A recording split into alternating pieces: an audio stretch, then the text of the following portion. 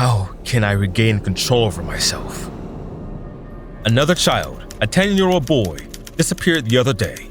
To date, an unknown criminal has been responsible for the disappearances of 5 children. The city is very alarmed and the authorities have declared a curfew. The police have refused to comment. Residents have begun patrolling the streets, but to no avail. Minneapolis Times newspaper. Even though many people thought it was strange, Jessica still loved her job. She felt calm in the old crematorium, surrounded by urns filled with ashes, old Billy, and a smoke-billowing furnace. She could spend hours wandering down the long rows of columbaria reading people's life stories on the plaques next to their urns.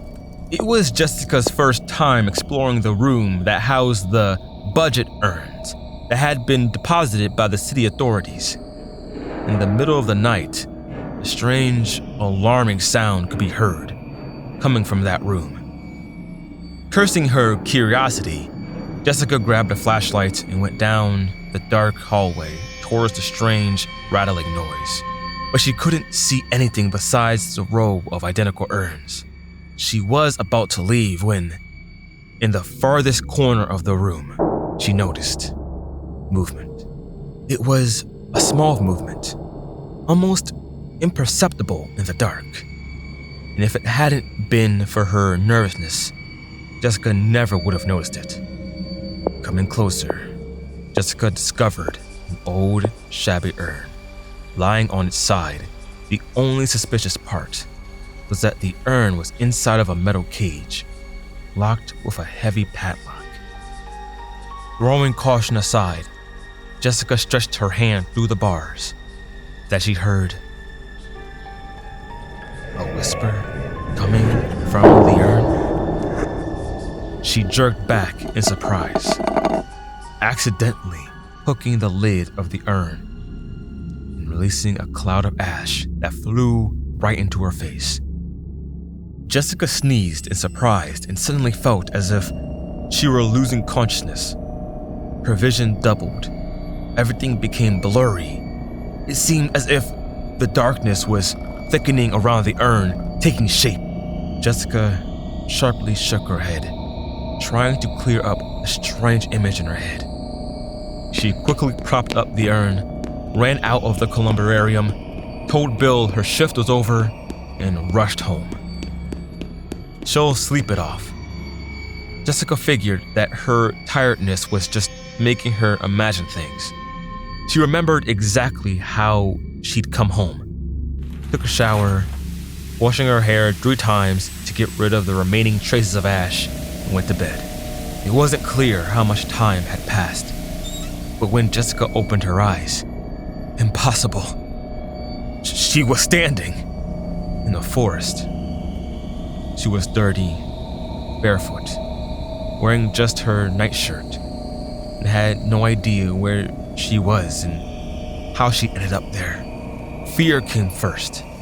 A jumble of thoughts crowded Jessica's head, but then her reason returned, and Jessica decided to think about everything later, after she gets back home, safe and sound.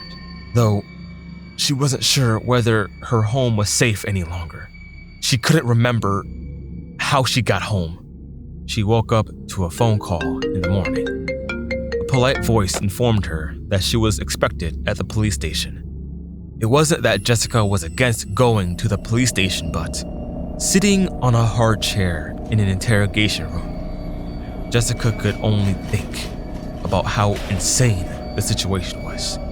The investigator introduced himself as Mr. Jones. Looking Jessica straight in the eyes, he told her that a child had disappeared the night before. A 10-year-old boy. He was last seen near the forest, together with a girl in white. The witness identified the girl as Jessica. Could she tell him where she'd been last night? Jessica lied. She said that she'd been in her bed the whole night because, well, what else could she have told him? The truth? That she'd woken up in the forest and doesn't remember how she'd ended up there? And then it happened again. She left the police station and blacked out. When she opened her eyes, she was back home. Jessica couldn't remember coming back home. Then it happened again on her way to the store, and again in the columbarium, right in the middle of her work shift. Jessica thought that she was going crazy. Slowly but surely, her memory lapses were happening more and more often. It was as if someone was just cutting out pieces of her life. She tried to write down what she could remember into a notebook, but the pages kept getting torn out. She tried to shut herself inside the house, but that didn't help either.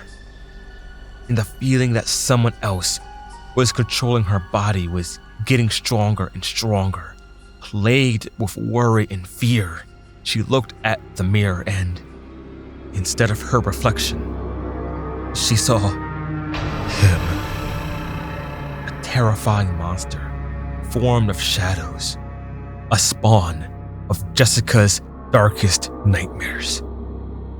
He grinned and beckoned her with his finger, and Jessica's legs stepped forward against her will. That was the last straw. She needed answers, right now. So Jessica went to where it all had started. To the crematorium. To Bill, who always had the answers to any question. The old man asked, Did you touch the urn? Jessica didn't know why, but she replied no. Then Bill told her a story. A few years ago, there had been a criminal in the city who would abduct children. By the time the maniac had finally been caught, 5 children had already disappeared, and they had all been used for some sort of mystical ritual. When he'd been caught, the criminal had shouted that he wasn't done yet and would one day achieve immortality. He was given a life sentence, but something happened on the way to the prison. To this day, no one knows exactly what it was. All he said was, "Let me be cremated," and died. Suddenly, the police couldn't figure it out. They gave the body over to be cremated. Then old Bill locked up the ashes in a metal cage and put it out of sight. He really believed the man had been involved in sorcery. Jessica left the crematorium with the clear realization that the situation was very bad. Then she suddenly blacked out, right in the middle of the street, and woke up in the forest again.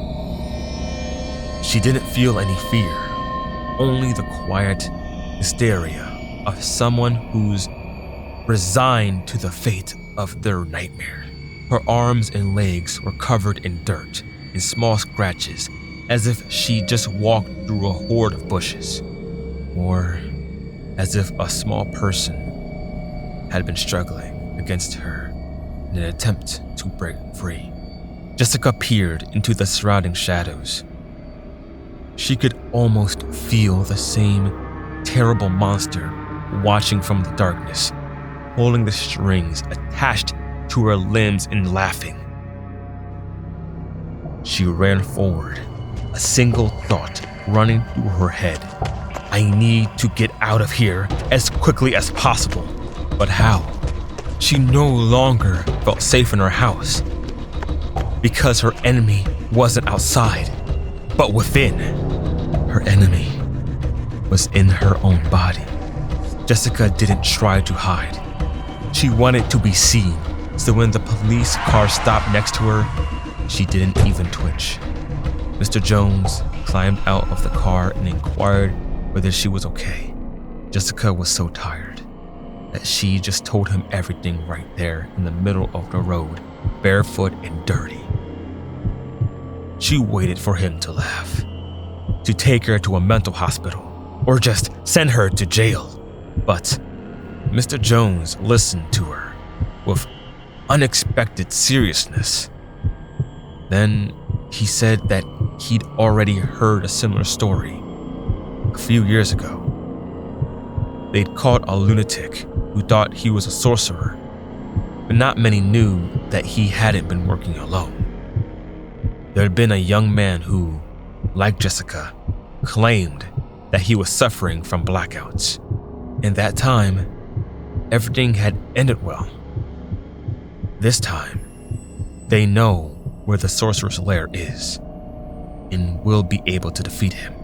Jessica was no longer alone. The policeman asked Jessica to draw a detailed map of where she'd woken up in the forest. He then told her to stay home and wait. Everything will be over soon. Jessica agreed and asked to be handcuffed to the metal headboard of her bed, just in case. She then lay down, listening carefully to any sound, and researched on her phone about magic, possession of bodies. It turned out this sort of magic really did exist. The sorcerer performs an evil ritual where children are used as sacrifices in exchange for power and the ability to control people. If the ritual is performed correctly, the sorcerer will achieve immortality. The only way to break free from the sorcerer, according to the articles, is to utterly destroy everything attached to the sorcerer's spirit. And Jessica knew exactly what that was. Only time was running out. Shadows began to gather next to the bed, forming into the nightmarish monster once again. Jessica screamed, but her scream was drowned out by the sound of breaking glass. She woke up in the forest again, trembling from the cold and fear. Jessica pressed her right hand to her body. Instead of the handcuff that had been around her wrist, she was now holding a dirty, bloodied rag. Jessica bit down on her lip, but couldn't stop herself from screaming. 2 of her fingers were missing, running from her wrist to her elbow. Something had been scratched into her skin. "Don't try to stop me." Jessica froze. She was mutilated, worn out, had lost control over her own body. She stood out in the middle of the clearing and burst into hysterical laughter because she knew that she was on the right track. She just has to succeed before that terrible ghost comes back. Forgetting her pain, Jessica ran to the only place that could save her, the crematorium. Nothing is more linked to a spirit than its ashes. She just had to find that damned urn, destroy it, and this nightmare will end. But she was too late. The doors to the hall had been torn from their hinges. Ash was all over the room. Bill was lying with his head in the open furnace. The metal cage was next to him. The bars had been ripped out. It was empty. This was the end. Jessica's phone rang in her pocket. It was Mr. Jones.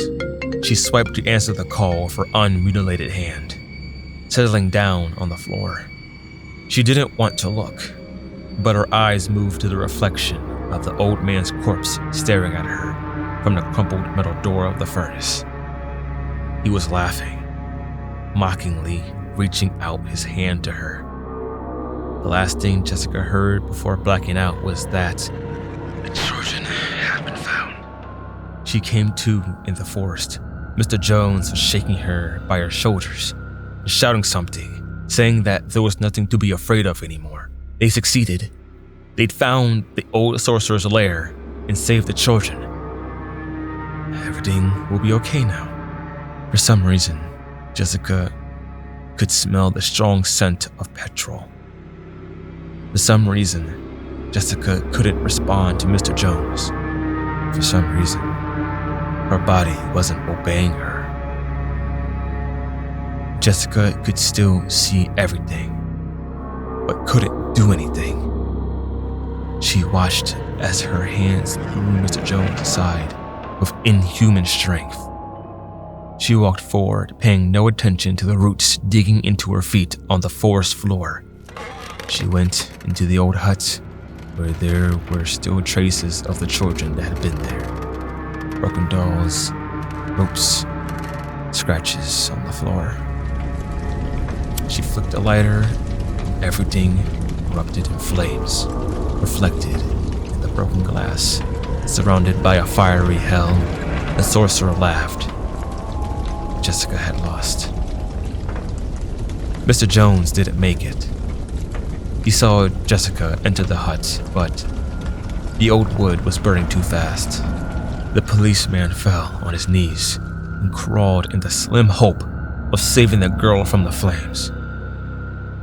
Preoccupied with his distress, he didn't notice as a gust of wind threw a handful of ash right into his face.